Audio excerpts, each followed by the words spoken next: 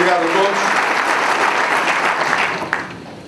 Cumprimento desde já o Sr. Presidente da Distrital do PSD de Aveiro, mas também o Sr. Presidente da Câmara, que aqui nos acolhe no seu Conselho, o Sr. Presidente deste Congresso dos Autarcas Social-Democratas de Aveiro e todos aqui nesta sala, que autarcas de Aveiro ou não, porque distingo aqui vários rostos que têm responsabilidades noutras autarquias de outros distritos e também muitos com outras responsabilidades, nomeadamente no Parlamento e no Governo. O Sr. Presidente dos Autarcas Social-Democratas, que interveio agora e que cumprimento também de uma forma muito amiga, colocou a questão do futuro em perspectiva de se tratar de reconhecer o que foi feito e de transformar a esperança que o país está hoje em condições de ter para futuro em certeza. E, portanto, pôs em perspectiva não apenas o mandato que estamos a desenvolver e que terminará em meados de setembro, quando se realizarem as eleições, entre 15 de setembro e 15 de outubro, como todos sabem, como também acrescentou a necessidade de olhar para a frente, para o futuro. Cada julgamento eleitoral encerra sempre uma dupla perspectiva. Um julgamento sobre o passado e uma perspectiva para o futuro. Eu creio que nós não temos nenhum motivo para nos envergonharmos do nosso passado. E, portanto, encararemos esse julgamento que há de ser feito nas próximas eleições, certos de termos feito tudo o que estava ao nosso alcance para que essa avaliação possa ser positiva e ela, creio eu, tem condições para merecer esse resultado na medida em que o que mais se exigia de nós fizemos, como os portugueses sabem. Fechar o ciclo da emergência nacional, fechar o memorando de entendimento sem negociar mais nenhum outro apoio de natureza financeira externa, restituir ao país a sua liberdade de escolha e, ao mesmo tempo, a sua capacidade para livremente escolher o seu futuro. Isso nós fizemos. Fizemos mais do que isso, evidentemente. Não estivemos apenas de turno a arrumar a casa e a garantir que aquilo que parecia muito difícil de concretizar se concretizaria. Lançámos também sementes importantes para o futuro. E estou convencido que desde as áreas institucionais, das chamadas áreas nucleares da soberania, seja na defesa, seja na justiça, onde se realizaram e realizam reformas importantes, seja também ao nível da segurança e da administração interna, onde se está a executar uma reforma de fundo também, que, em todo o caso, tem garantido a Portugal um resultado de política segura e com segurança para os cidadãos, que mantém um standard muito elevado quando comparado com a média dos países com que nos costumamos comparar, mas também nas áreas económicas e sociais produzimos transformações muito importantes que nos garantirão, espero eu, sustentabilidade futura. Quer dizer, sem querer fazer nenhum balanço, enfrentaremos esse julgamento eleitoral com a consciência de dever cumprido.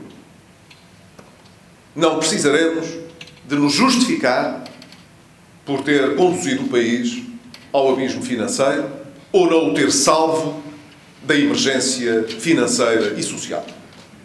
E era essa a principal missão que se esperava de um governo que ainda mal tinha tomado posse, já tinha, para passadas poucas semanas, marcada a primeira avaliação que as instituições da Troika haveriam de fazer sobre o trabalho que já se devia ter iniciado. No pouco tempo que tivemos para quase não aquecer a cadeira, porque estivemos mais agitados na resolução dos problemas do que o conforto das cadeiras por vezes recomendava, nós procuramos sempre colocar o principal objetivo a salvo de qualquer outra contingência política. E essa determinação que tivemos valeu-nos o resultado que a Irlanda também teve, que foi o de fechar esse período e abrir um período totalmente diferente. Julgo que isso pode ser, a par de muitos erros e falhas que aconteceram no passado e que estiveram também presentes na forma como os programas se desenvolveram, também pode ser uma boa lição ou uma boa inspiração para aqueles que ainda não conseguiram resolver os seus problemas. Saber como os outros que tiveram problemas idênticos resolveram. É assim que nós devemos aprender com os nossos próprios erros e com os erros dos outros. Espero que o facto de termos conseguido levar a carta a Garcia, portanto, possa também ser útil, não apenas para Portugal, mas para outros países que ainda não conseguiram chegar aonde gostariam.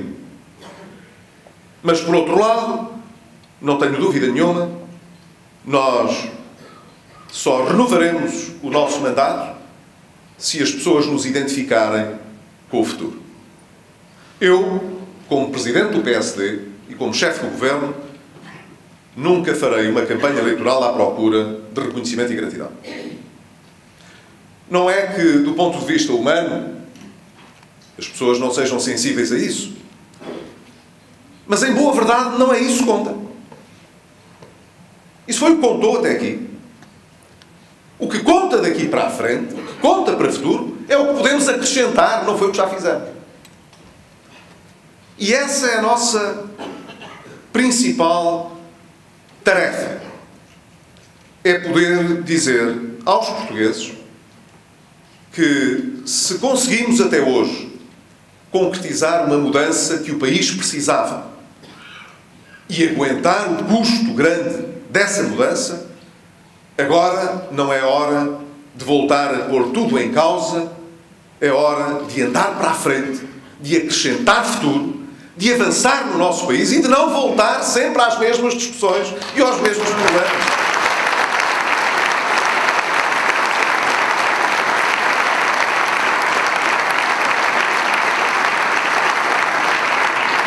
Os autarcas, por definição, têm uma noção muito pragmática disto.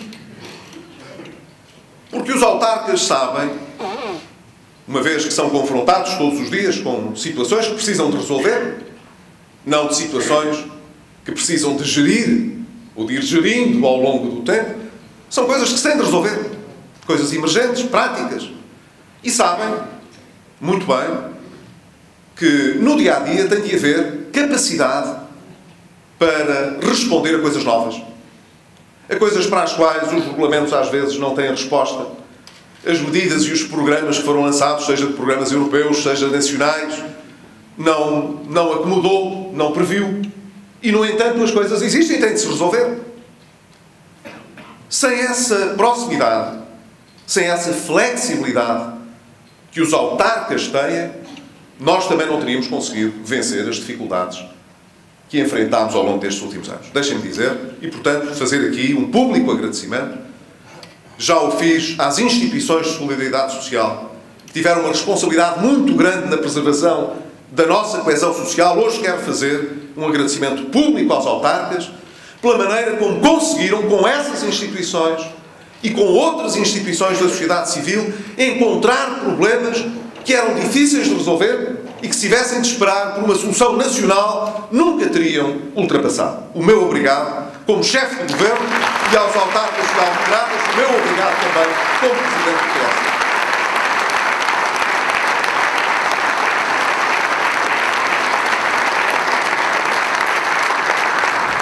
É muito por essa experiência que eu tenho insistido no objetivo da descentralização. Nós sabemos que existe uma desconfiança antiga que impede que esta descentralização possa ocorrer de forma mais fácil. E existe também, a par dessa desconfiança crónica, antiga, uma inércia extraordinária que impede que, na hora da verdade, mesmo quando nós queremos fazer as transformações, que o Estado no seu todo se agilize, esteja disponível para encontrar novas formas de resolver os problemas. Tudo é relativamente fácil quando traçamos as grandes linhas de orientação, tudo se revela subitamente complexo e difícil na hora de acertar cada contrato-programa, cada medida de descentralização, mobilizando as estruturas da administração central e, ao mesmo tempo, equipando devidamente as estruturas locais para realizar as novas tarefas. E, no entanto, garanto-lhes, o país não avançará se não conseguirmos levar por diante este objetivo de descentralização. Não é possível criar um país próspero e moderno, suficientemente flexível e ágil nas respostas que é preciso encontrar, seja ao nível das políticas sociais, seja mesmo ao nível de algumas políticas económicas, se não conseguirmos que os executivos municipais, que as assembleias municipais, que os órgãos autárquicos ganhem relevo, ganhem novos instrumentos para poder atuar. Não se trata, portanto, de nenhuma opção ideológica complexa. Trata-se de uma situação muito prática, muito pragmática. Se queremos resolver problemas a tempo e horas, temos de dar condições aos autarcas para o poderem fazer. E se tivermos de esperar que seja o Estado Central a fazê-lo, esperaremos sentados demasiado tempo.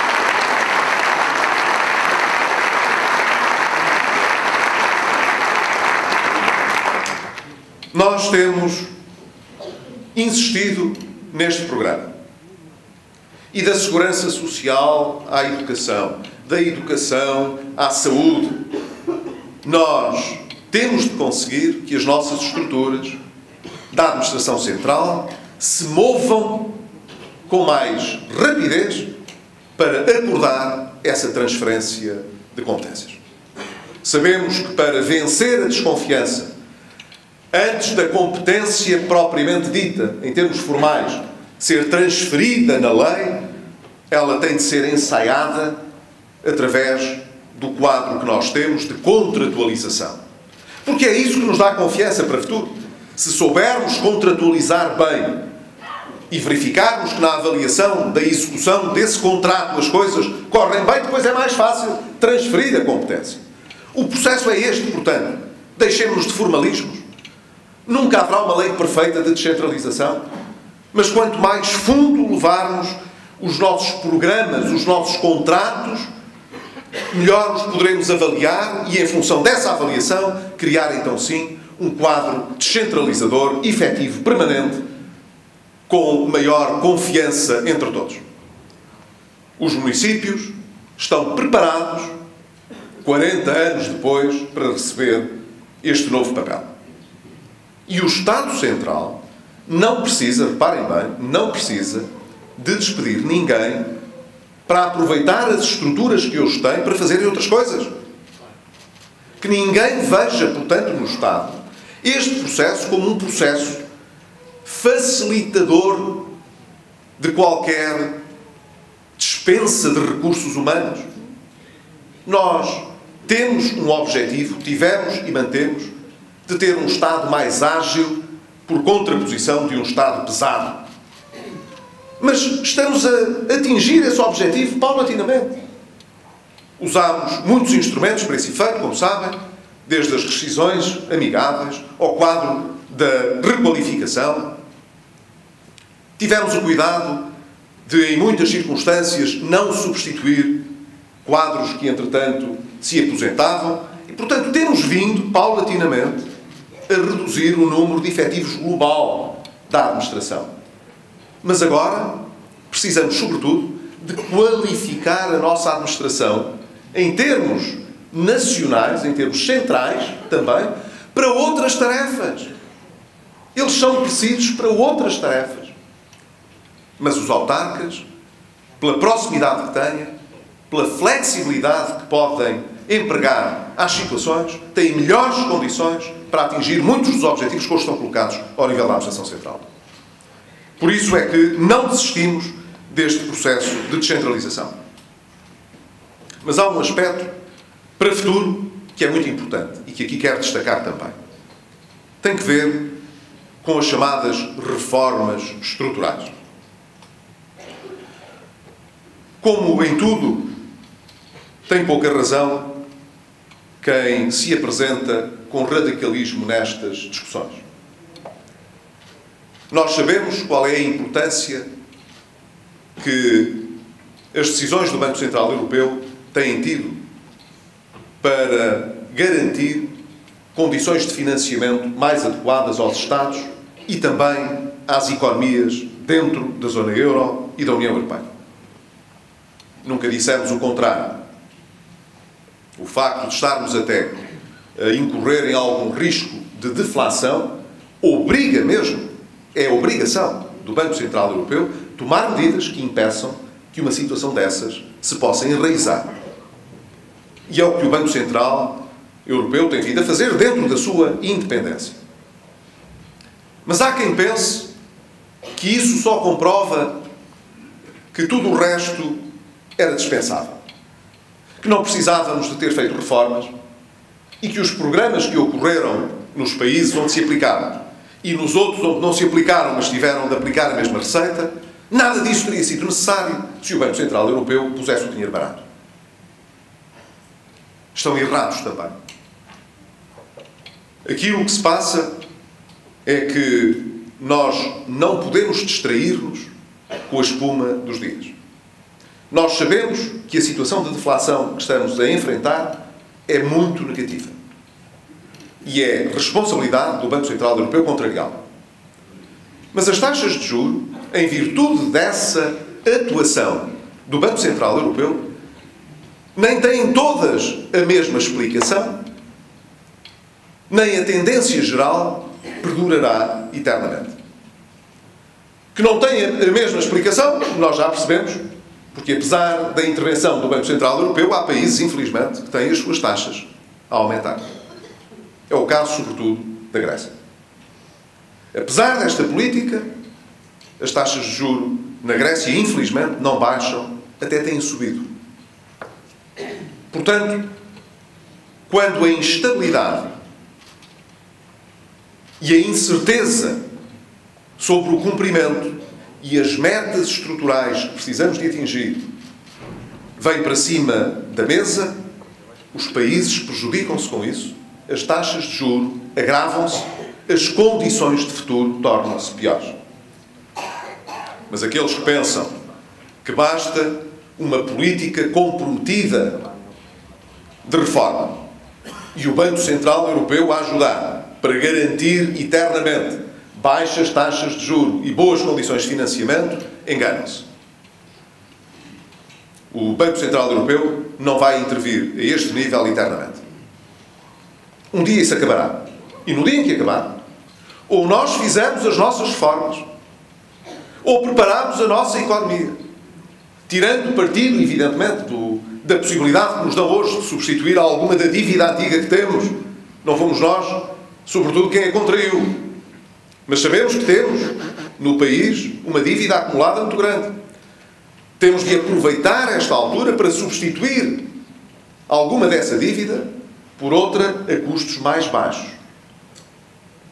Não podemos manter, para o futuro, a ideia de que servir essa dívida nos possa custar, todos os anos, quase 5% da riqueza que nós criamos. É muito dinheiro. E não é porque precisemos de pedir perdão de juros. É mesmo porque a dívida é grande. Como, de resto, a Comissão Europeia sinalizou, e bem. Portanto, temos de aproveitar esta oportunidade para substituir uma parte dessa dívida por outra que tenha um custo mais baixo. Mas temos também de mostrar a todos os investidores, aos empresários, aos trabalhadores, que não estamos apenas à espera de soluções que nunca se eternizarão para resolver os nossos problemas. Temos de ser nós a resolvê-los. E a agenda estrutural que tem estado em cima da mesa e que muitas vezes foi esquecida no debate público por causa do debate da austeridade, é para prosseguir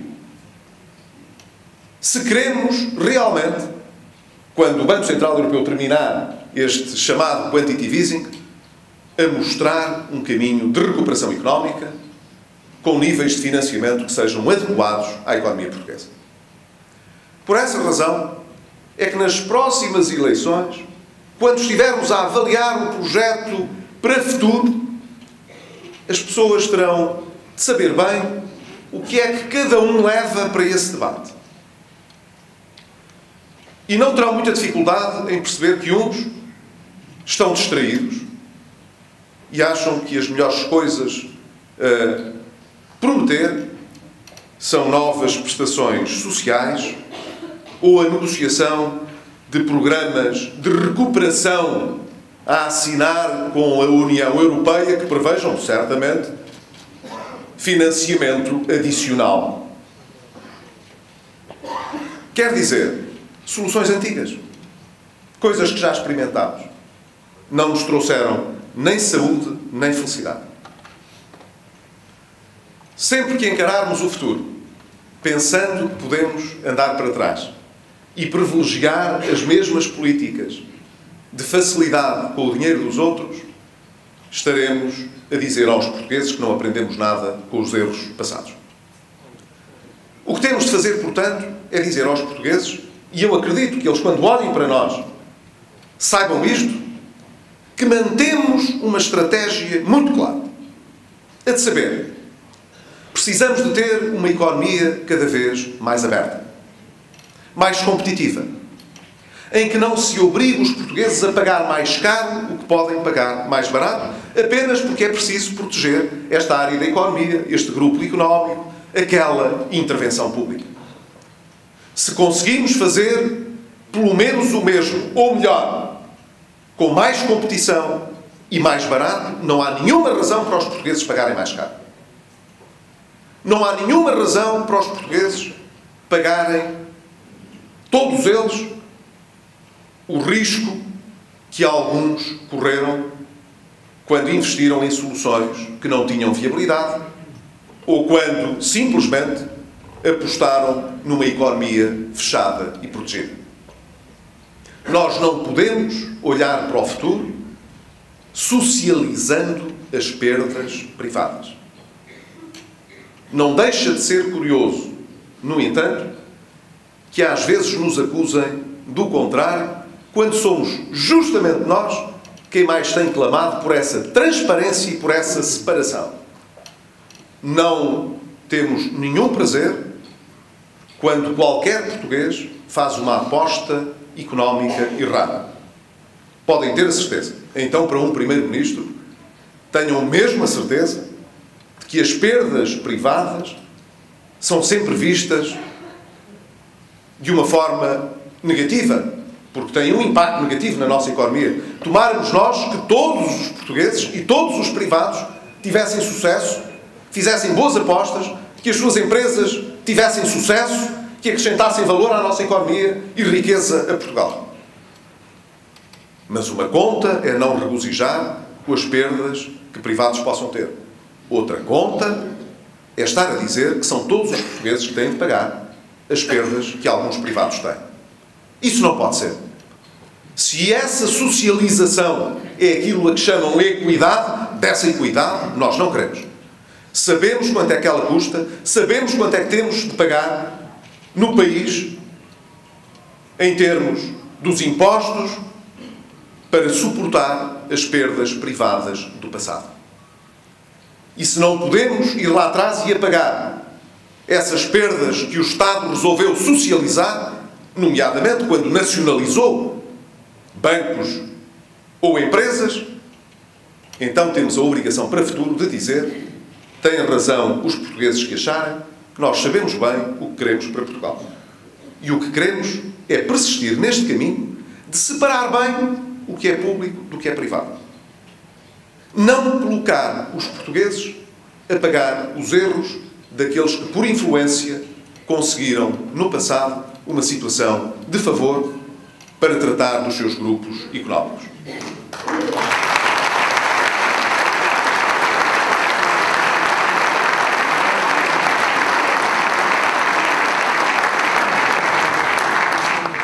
Mas é preciso ainda ir um pouco mais longe. Não basta que a justiça funcione e que o Estado não esteja a socializar perdas. É preciso também que saibamos acrescentar valor. E aqui há dois aspectos que eu acho que são os mais importantes para o futuro. O primeiro, conseguirmos evitar as situações de desperdício, de desemprego, isto é, tudo o que nos coloque abaixo da nossa capacidade para crescer no futuro. Não se trata apenas de uma questão de dignidade, que também se trata. Nós precisamos que as pessoas tenham a oportunidade de realizar os seus sonhos da forma mais equitativa possível. Mas precisamos também, na economia, que aqueles que hoje estão desempregados possam voltar à atividade. É uma questão de dignidade para cada um deles, mas é também uma questão de sustentabilidade para a nossa economia e de condição de crescimento para o futuro.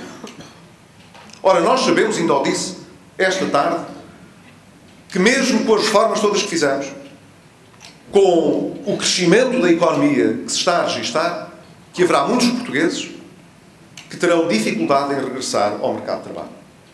Nós sabemos isso.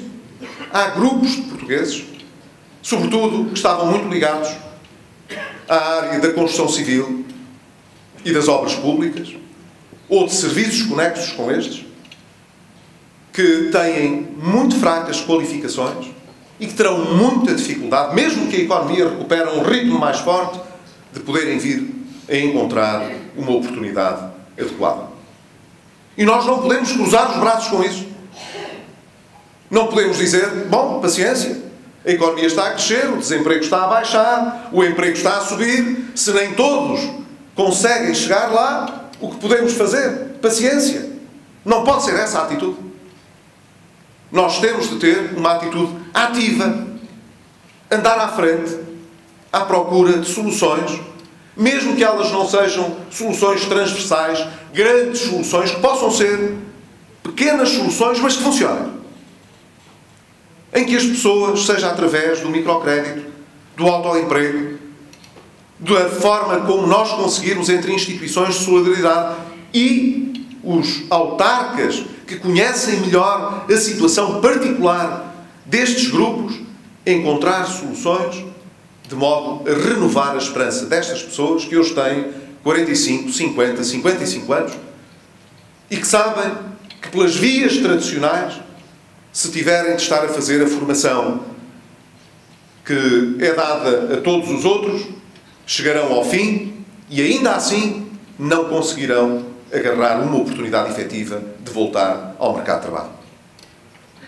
Esta será talvez a questão mais importante para o futuro do lado económico. Garantir que nós conseguiremos criar políticas ativas de emprego suficientemente flexíveis para que respostas inovadoras possam ser encontradas, de modo a recolocar esse potencial de crescimento económico ao serviço do crescimento da nossa economia. O segundo aspecto é o de garantir que conseguimos trazer toda a inovação e o conhecimento para dentro das empresas e para a nossa economia. Porque é isso que fará a diferença no futuro também. Nós queremos uma economia aberta, de gente que não tenha nenhum problema em ir competir em qualquer outro país do mundo, vender os seus produtos ou serviços em qualquer outra parte do mundo. Temos feito e com sucesso. O ano passado, apesar de tudo o que se disse, foi o melhor ano das exportações portuguesas. E apesar de ainda não termos uma recuperação financeira suficiente para todas as empresas. Sabemos que aquelas que estão no mercado da exportação foram aquelas que acederam a melhor financiamento e a mais financiamento. Ainda bem, porque precisam realmente de aumentar o potencial de crescimento da nossa economia através da exportação. Mas se continuarmos a fazer mais do mesmo, não é por fazermos muito que conseguimos acrescentar valor. Nós só conseguiremos atrair definitivamente mais investimento se aqueles que investem tiverem a certeza de um retorno maior. É daí que vem o emprego. E isso depende das nossas qualificações, depende do conhecimento e da inovação que somos capazes de pôr ao serviço desse investimento e das nossas empresas, e depende, evidentemente, da nossa capacidade com os poderes públicos de ter uma interação mais ágil do que aquela que ainda hoje temos. E digo-vos, mesmo depois de tantas reformas que fizemos, nomeadamente ao nível do licenciamento industrial, do licenciamento ambiental, ainda temos, mesmo assim, muita dificuldade em ter agilidade suficiente para que o investimento possa prosseguir de uma forma mais rápida e a aproveitar melhor as nossas potencialidades. É isso que eu quero dizer quando digo que a reforma estrutural é para prosseguir. Tem de se manter. Não é uma coisa que se faça uma vez e que fique fechada no armário para depois exibir de vez em quando, sempre que alguém nos visita. Por exemplo, vejam o que fizemos. E, de facto, a quantidade de reformas estruturais que fizemos. Mas o país, como o resto do mundo, não fica parado nesse tempo. E se queremos prosseguir, a nossa agenda de reformista tem de se manter. Avaliar o que foi feito. Sempre. Sem nenhum problema. Sem medo que alguém venha dizer: olha, isto não correu bem. Aquele aspecto que os senhores disseram que afinal era para visar X pessoas, ou X empresas, ou estes resultados, ficou aquém daquilo que era preciso. Vamos avaliar. Sem avaliar, não se consegue corrigir. E sem se corrigir, não se consegue melhorar. Nós não ficamos satisfeitos com os PowerPoints que se fazem. Nós queremos saber se aquilo que foi decidido produziu os resultados que queríamos ou não. E se é possível melhorar aquelas soluções ou não. A crítica, portanto, é bem-vinda. E só pode ser feita se nós próprios quisermos fazer a avaliação do que fizemos. Mas queremos também estar disponíveis para fazer mais do que já fizemos ou para melhorar o que já decidimos no passado. E essa, no fundo, é a capacidade que eu creio os portugueses tenderão a identificar do nosso lado. Nós nunca quisemos fazer de conta. Quisemos sempre sonhar alto, mas com os pés assentes na terra, para que os nossos sonhos não sejam meras fantasias, mas sejam realmente motivo de inspiração para alcançarmos resultados efetivos. E as pessoas sabem, os portugueses, os que gostam mais de nós e os que gostam menos de nós e os que não gostam mesmo de nós, todos eles sabem que não foi o calculismo eleitoral que nos conduziu até hoje. E não é o calculismo e o taticismo eleitoral que nos comandará no futuro. Isso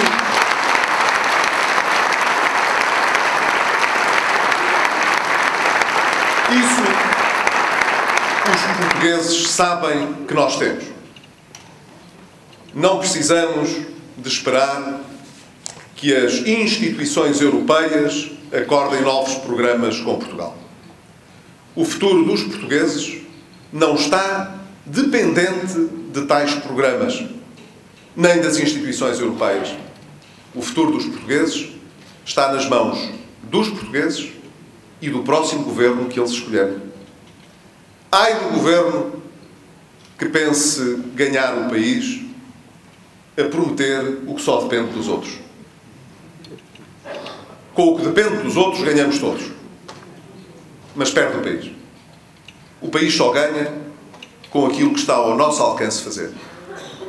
Nós não teríamos vencido as dificuldades dos últimos anos sem executar bem aquilo a que o governo anterior se tinha comprometido. Fizemos. não teríamos tido a possibilidade de ultrapassar essas dificuldades sem esse apoio. Mas se não tivéssemos feito nós, por nós próprios, os senhores acham que havia alguém que nos quisesse ajudar? A disponibilidade dos parceiros para ajudar quem não quer ser ajudado é muito limitada. Quem se quer ajudar a si próprio e encontra as soluções, sempre acaba por encontrar algum apoio nos outros. Mas não é contar com o apoio dos outros que nós resolvemos os nossos problemas.